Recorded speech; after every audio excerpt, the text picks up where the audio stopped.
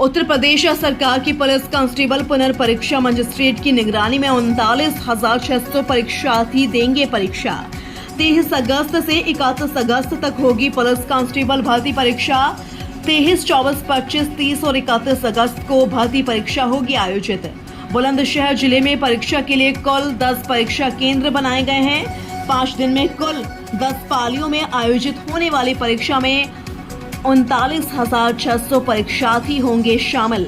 एक पाली में कुल 3,960 परीक्षार्थी शामिल होंगे। परीक्षा के लिए 12 सेक्टर और 10 स्टैटिक मजिस्ट्रेट किए जाएंगे तैनात। पर्चा लीक और नकल को रोकने के लिए शासन के आदेश पर प्रशासन उठा रहा है बड़े कदम। परीक्षा की तैयारी को लेकर डीएम और एसएसपी ने भी सभी केंद्र व्यवस्थापकों के साथ की है बैठक। बुलंदशहर से मोहित त्यागी की रिपोर्ट। पुलिस भर्ती परीक्षा है, प्रशासन और पुलिस के द्वारा क्या व्यवस्था की गई? देखिए, जैसा कि आप जानते हैं कि ये पुलिस भर्ती परीक्षा का आयोजन दोबारा हो रहा है, पुनः आयोजन हो रहा है। पुनः आयोजन के दौरान परीक्षा के लिए बहुत ही विस्तृत और व्यापक सुरक्षा के प्रबंध और परीक्षा को विधिवत संचालित कराने के लिए विस्तृत निर्देश हम लोगों को प्राप्त हुए हैं शासन से और भर्ती बोर्ड से।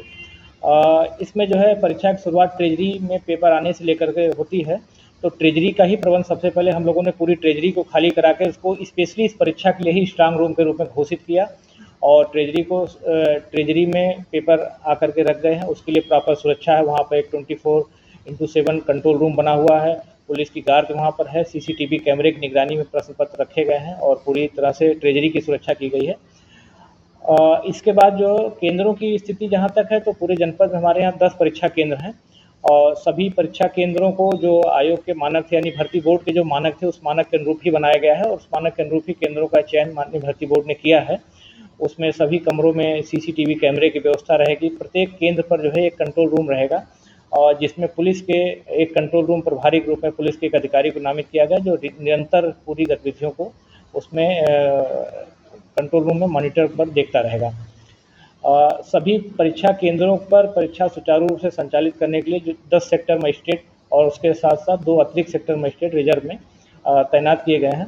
सेक्टर मजिस्ट्रेट की जिम्मेदारी रहेगी कि वो जो है ट्रेजरी से सकुशल पेपर, जो निर्धारित अवधि है उस अवधि में पेपर को यहाँ से ट्रेजरी से प्राप्त करेगा और जाकर के निर्धारित अवधि में ही जो है केंद्र के जो केंद्र व्यवस्थापक हैं, केंद्र पर केंद्र व्यवस्थापक लगाए गए हैं जो वहाँ के जनरली प्रधानाचार्य हैं। उसके साथ साथ वहाँ पर स्टैटिक मजिस्ट्रेट लगे हैं। केंद्र की व्यवस्था को सहयोग देने के लिए अतिरिक्त केंद्र व्यवस्थापक के रूप में सभी नायब तहसीलदारों को हम लोगों ने लगाया है। इसके साथ ही साथ परीक्षा सहायक के रूप में जो है राजपत्रित अधिकारियों को भी लगा रखा है।